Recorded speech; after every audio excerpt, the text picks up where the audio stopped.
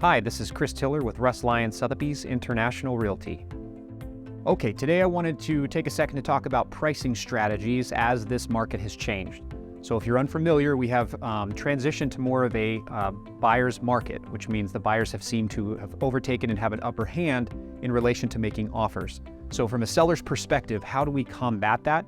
And what strategies are we going to use moving forward to kind of put yourself in the best position to capitalize on that without losing any equity moving forward?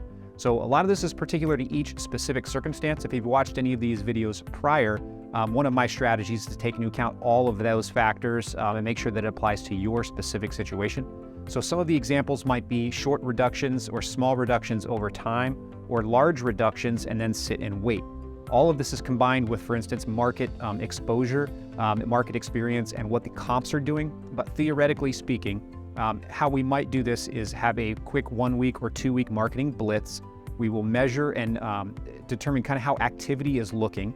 I'll then interview, call, contact other agents on the comps to kind of get their feel for how their traffic is coming along and how we compare. Some of that may impact what we do. But theoretically, early on, we might want to try just a small reduction, and again, specific to price, location, etc. But a small reduction, and then we'll test the waters. How did that react in the market? Did we get an increased showing activity? Did we get a bump? Did we get nothing?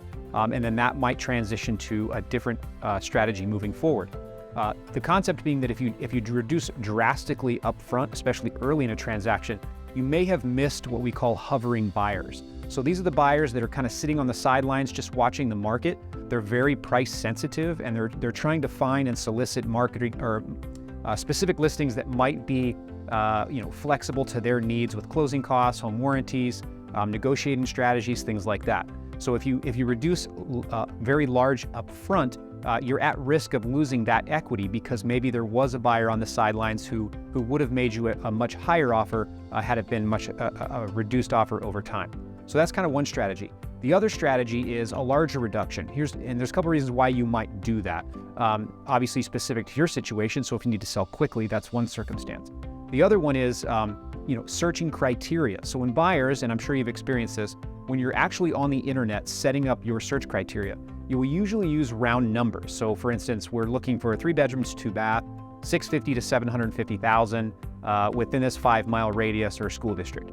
The problem with that is if you are listed at 751 and up, nobody up to 750 is seeing your listing.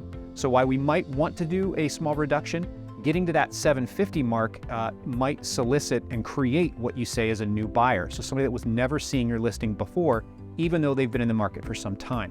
So a larger reduction, if we're around, and I'm just using that example, but let's say you're listed at 768 or 770. A large reduction down to 750 might create that traffic that you've been missing because maybe that's a bigger search criteria for that specific market.